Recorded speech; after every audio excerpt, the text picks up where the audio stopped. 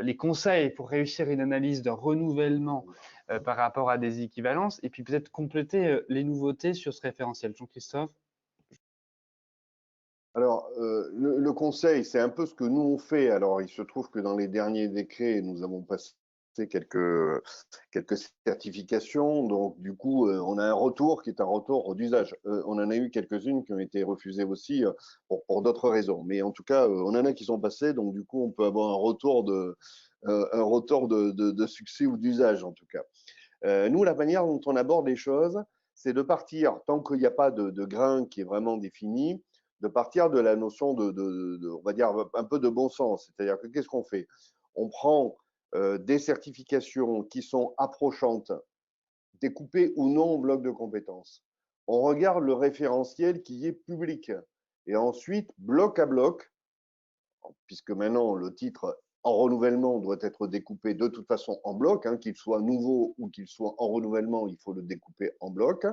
On regarde s'il y a des équivalences. Il est bien certain que quand le titre comparable n'a pas de bloc de compétences, il y en a encore quand même beaucoup, hein, des masters, etc. Et ben à ce moment-là, on dit il n'y a pas ou il y a quelques équivalences, mais on ne peut pas être précis.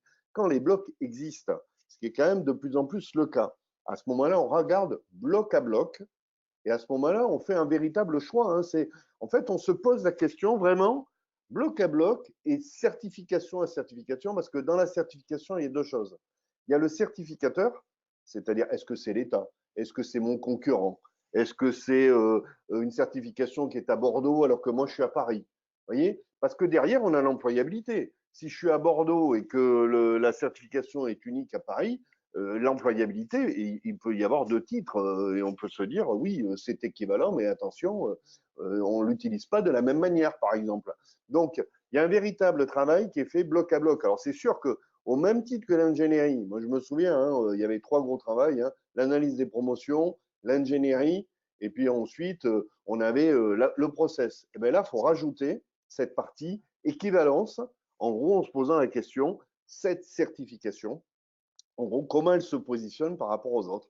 Donc, c'est en effet un petit peu de temps à passer dessus. Après, le grain d'écriture, faut bien faire attention. Je dirais, il est plus en lien avec les niveaux. Vous avez vu qu'il y a des niveaux de 3 à 8 maintenant, et que chaque niveau, c'est pas bac plus quelque chose. Hein.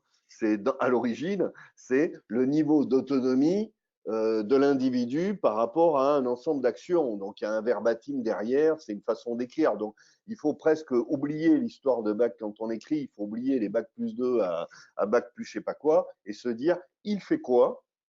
Comment ça se positionne? Et d'autant plus que derrière, il y a des enjeux majeurs avec les conventions collectives qui, elles aussi, sont écrites d'une manière particulière. Et c'est souvent ça. On regarde, et pour compléter ce qui a été dit, c'est d'où l'idée, notamment pour les CQP. Vous voyez que les derniers CQP qui sont rentrés décembre dernier, ils sont plutôt rentrés à l'inventaire, donc en répertoire spécifique, qu'au niveau du RNCP, tout simplement parce qu'il y a cette histoire de niveau qui n'est pas toujours évident à mettre en œuvre.